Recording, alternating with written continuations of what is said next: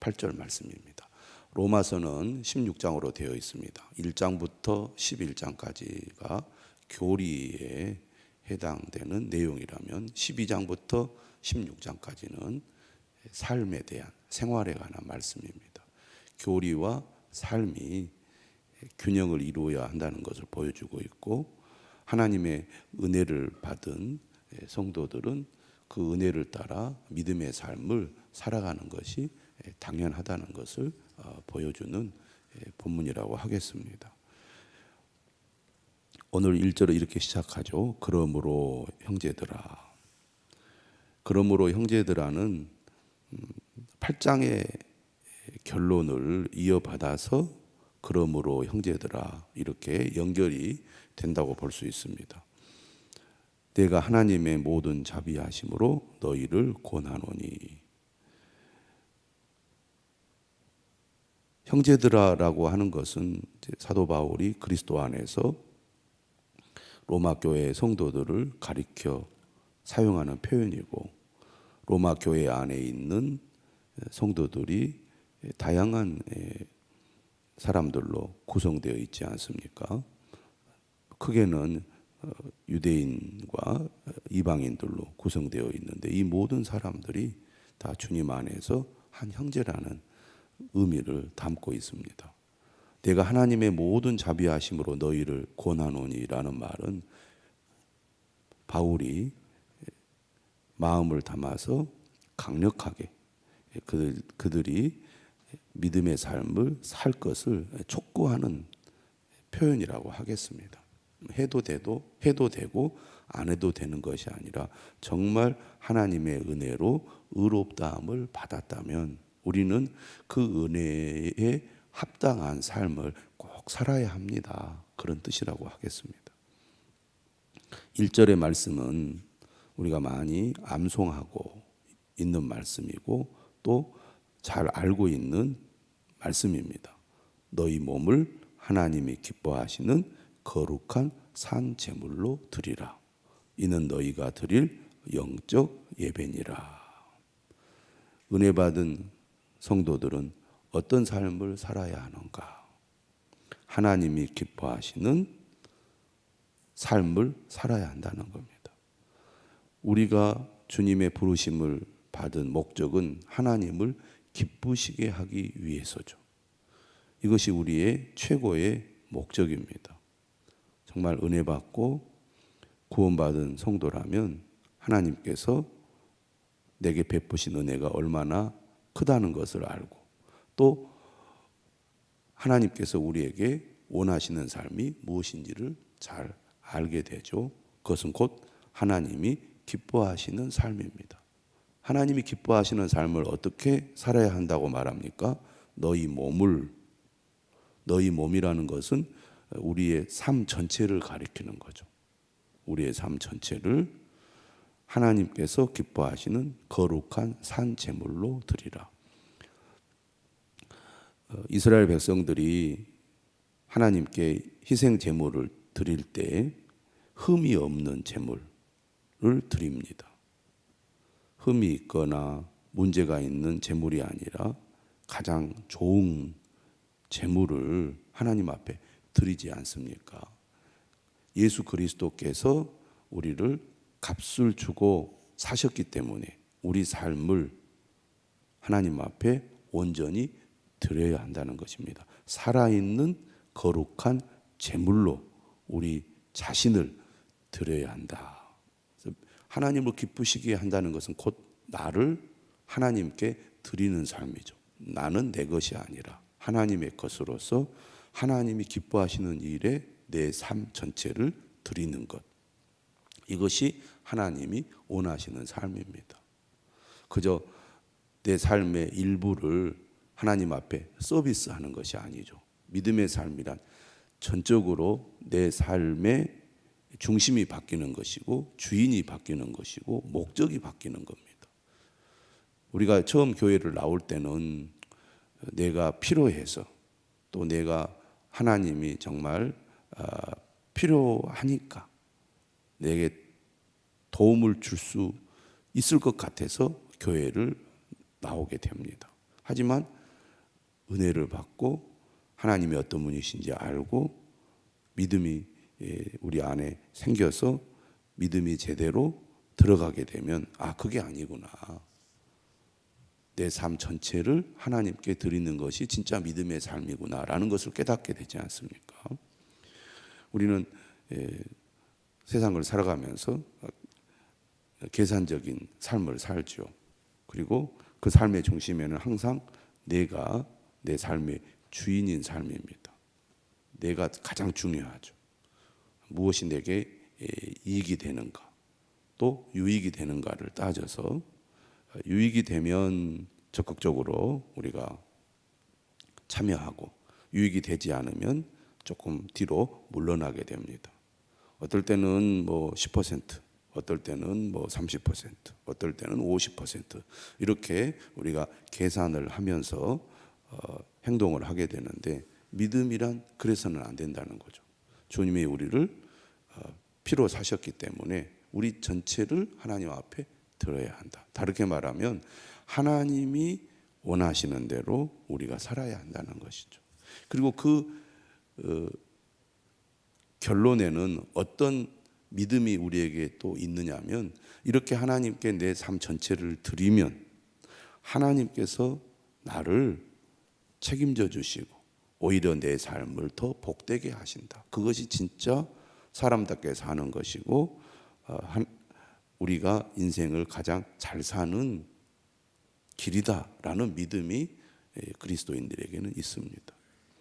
손해보는 것 아니냐, 나는 없어지는 거 아니냐, 내 삶은 내가 스스로 내 뜻을 따라 살아야지.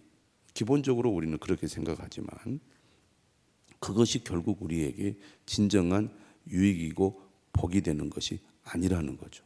오히려 내 삶 전체를 하나님께 드릴 때 그 삶이 진짜 복된 삶이고 궁극적으로 내게 유익이 되는 삶이라는 거죠. 너희 몸을 하나님이 기뻐하시는 거룩한 산 제물로 드리라. 이는 너희가 드릴 영적 예배니라. 예배란 무엇인가? 예배란 무엇인가? 나 자신을 드리는 것이 예배라는 거죠. 예배는 하나님께 드리는 거잖아요. 그래서 우리가 하나님 앞에 진정으로 예배자의 삶을 살아간다는 것은 내 삶을, 나 자신을 하나님께 제물로 드리는 삶이 하나님이 기뻐 받으시는 예배가 됩니다. 그래서 나는 항상 죽고 오직 하나님의 뜻만이 드러나고 나타나는 삶이 되어야 합니다. 그래서 진정으로 하나님을 기쁘시게 하는 믿음의 삶, 예배자의 삶은 나는 죽고 오직 하나님의 영광만 드러나는 삶이라고 하겠습니다. 우리는 늘 항상 나를 드러내고 나를 자랑하고 나를 과시하려는 그런 그 욕구가 있죠. 그런데 정말 믿음이 성장하고 성숙해지면 그것이 아니라는 것을 알게 됩니다. 나는 감추어지고 하나님의 영광만을 드러내려고 합니다. 오늘 우리가 이 12장 1절의 말씀을 또 생각하고 묵상하면서 이 말씀을 따라 살아가는 우리 모두가 될 수 있도록 힘써야 되겠습니다.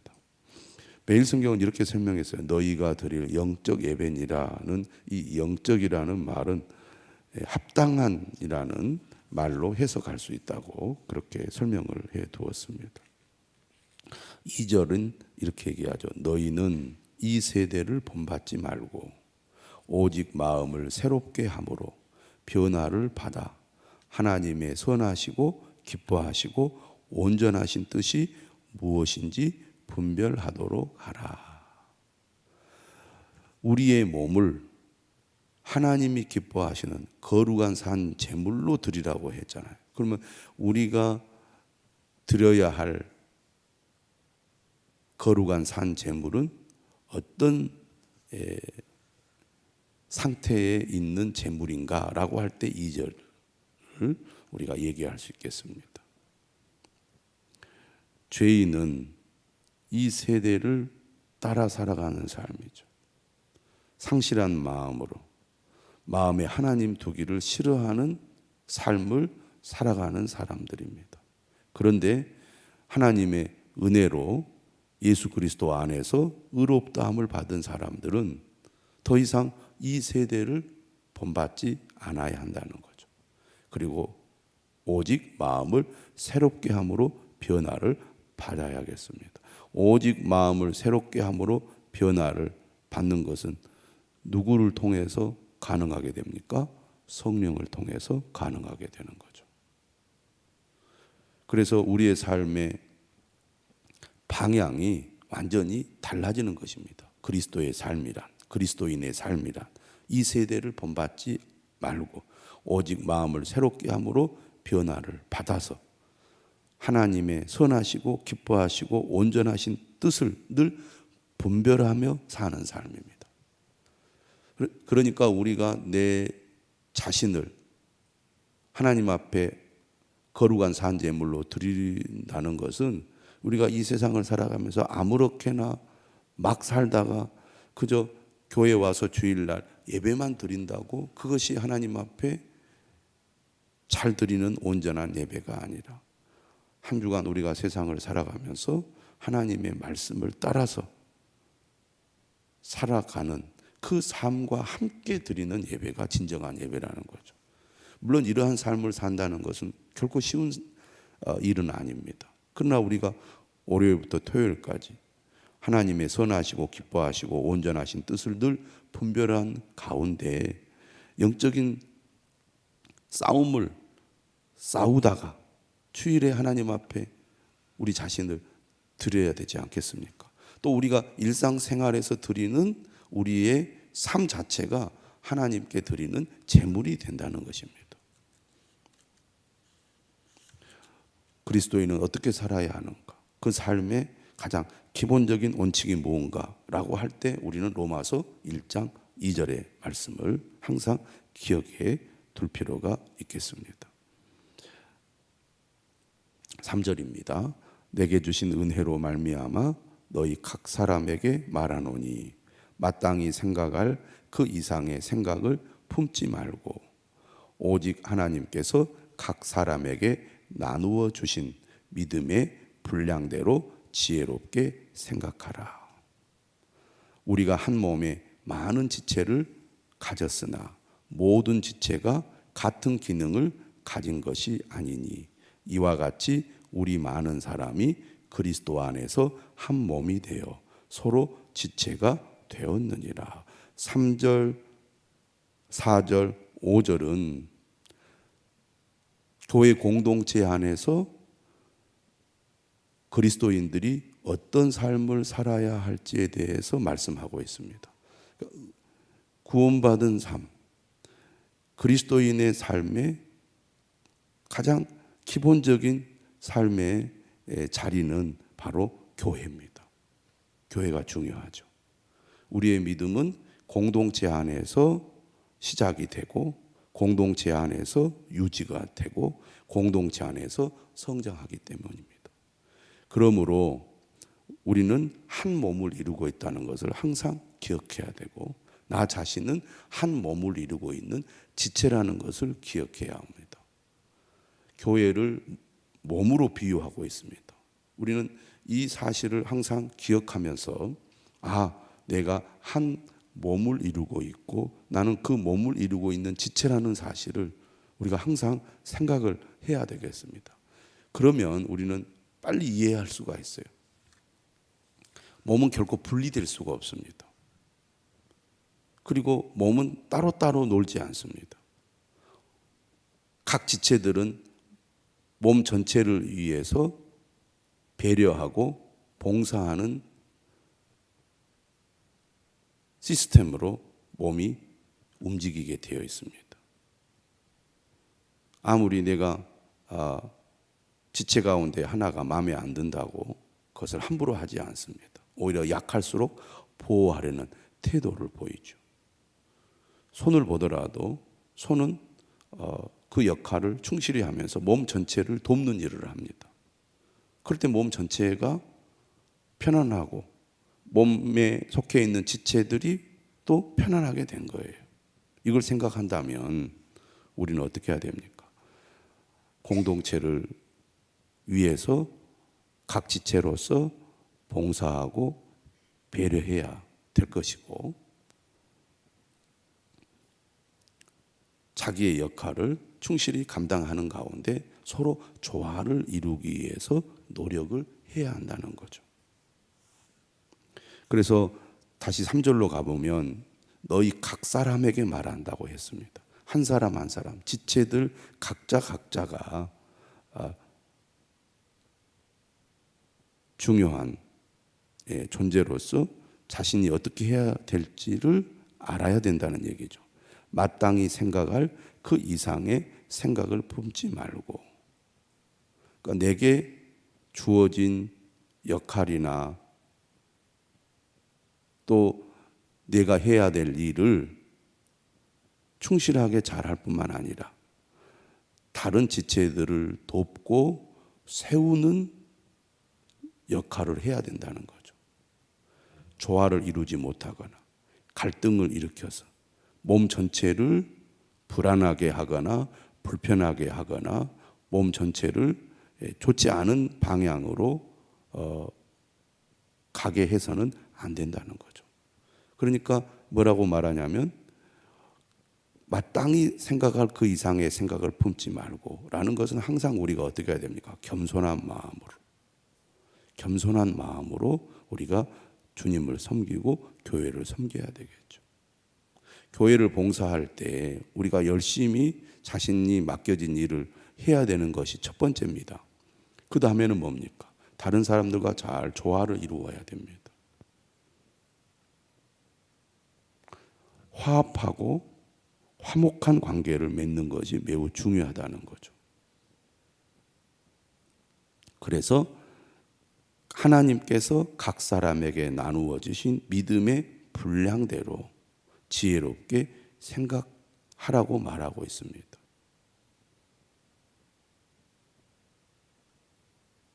내가 모든 일을 할 수도 없고 또 해서도 안 된다는 거죠. 자기 이치를 잘 지켜야 되고 또 나를 통해서 다른 사람들이 하나가 될 수 있도록 해야 된다는 얘기죠. 그래서 6절에 이렇게 이야기합니다. 우리에게 주신 은혜대로 받은 은사가 각각 다르니, 이 말은 자신의 역할이 있다는 거고 다른 사람의 역할도 중요하다는 것이고 또 각자가 맡은 역할을 충실하게 할 때 그 공동체가 풍성하게 된다는 의미도 있습니다. 애언이면 믿음의 분수대로, 섬기는 일이면 섬기는 일로, 가르치는 자면 가르치는 일로, 위로하는 자면 위로하는 일로, 구제하는 자는 성실함으로, 다스리는 자는 부지런함으로, 긍휼을 베푸는 자는 즐거움으로 할 것이니라. 교회 안에 구성원들 가운데 필요 없는 사람들이나 소중하지 않는 사람들이 없습니다. 다 소중합니다. 지체 가운데 불필요한 것이 어디가 있겠습니까? 결코 필요 없거나 소중하지 않는 것이 없습니다. 그런 자세로 다른 사람을 인정하고 존중하고 또 각자가 자신에게 맡겨진 일을 성실하게 잘 해야 될 뿐만 아니라 잘 할 수 있도록 우리가 격려하는 것도 중요합니다. 그들을 인정하고 또 우리가 존중하는 것 매우 중요하다고 하겠습니다. 그래서 각자가 자신에게 맡겨진 일을 성실하게 하고 그것이 전체 몸 안에서 조화를 이루어 갈 때 그 공동체는 건강한 공동체, 건강한 몸을 이루게 된다는 것이죠. 우리는 한 몸을 이루고 있습니다. 우리 각 사람은 지체입니다. 내게 맡겨진 일을 성실하게 감당하면서 다른 사람들을 존중하고 인정하고 그리고 서로 화목하고 조화를 이루어 가는데 한 몸을 이루어가는, 한 몸을 세워가는 우리 모든 성도들이 되어야 할